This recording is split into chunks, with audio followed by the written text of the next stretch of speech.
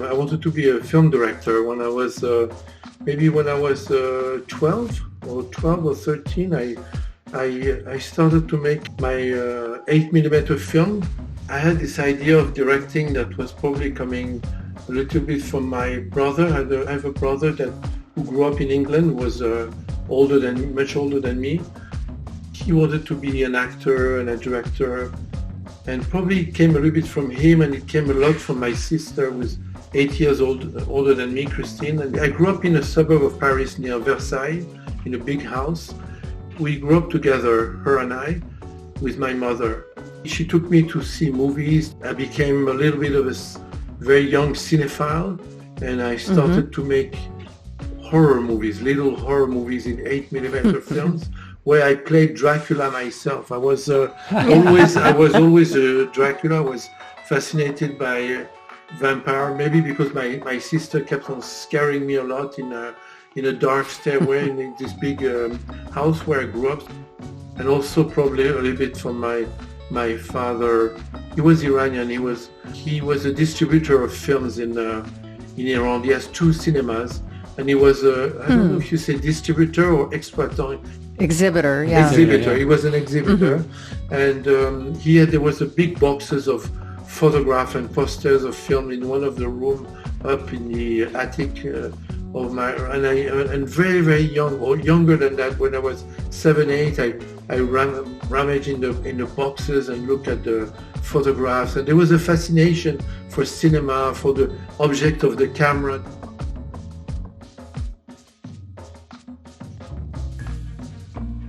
Everything was there in them, you know. I don't want to sound humble or anything, but everything was already, a lot of it was in them. You know, we looked at books together, and they were both for delicatessen, even more so on for City of Lost Children. There were images like paintings of color expressionist painting, like Otto Dix, mixed with American realist painter like George Bellows. These boxers. He painted with the stoplight, you know, and mixed with Martin Lewis, Martin Lewis was illustrator of the time, of the 20s, 30s. Yeah. We were doing tests, and I could tell the soft light was not their thing, you know, but it was my thing more. And the hard light, the moment I was switching on a hard light on the set, they were like struck by the beauty of it. And then I started to say, okay, I'm going to light the sets with hard light and light the character with soft light.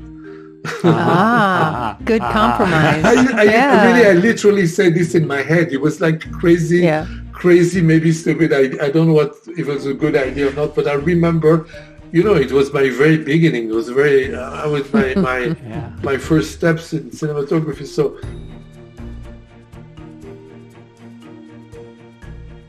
But again, you know, David Fincher, like everyone knows, is one of the greatest cinematographer himself, you know. But again, it's another director in another direction that has everything in him, in his DNA, everything in terms of lighting, of design, of look, everything was already in him, you know. I was just lucky to be on his side to photograph this film for him and with him, you know. All this underexposure direction that we took together with David, that David pushed me into this direction of underexposure and the beauty of light when it's really very down and dim. Everything, you know, came for this film, and he created another monster in me, another creature, you know. So it was one of the most amazing experience to do this film with him. And then I went on to a completely different direction, instilling beauty in Tuscany in summer. Imagine after 7 in LA on stage, doing this dark movie all about, you know, underexposed and dark and incredible and wet and suddenly gritty, and then you go to the absolute opposite.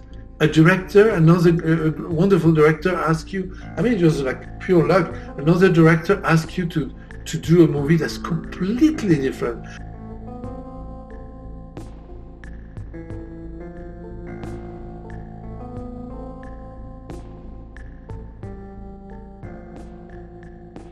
I never worked with Robert Bresson, but I had the feeling that I was with someone that was a descendant of this spirit of filmmaking.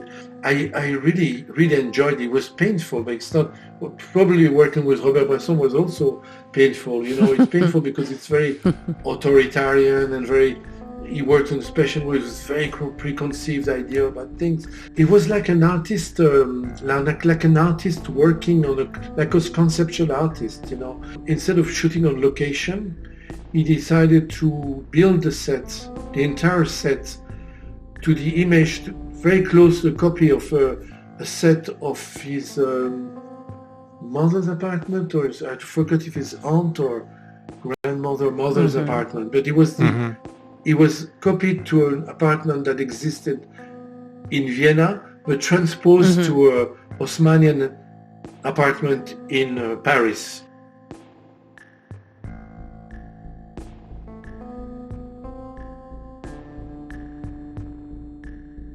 Uncut Gems was again a very different experience, where you have these two young directors that are incredibly inspired. The degree of inspiration is amazing, but they actually prepared a lot.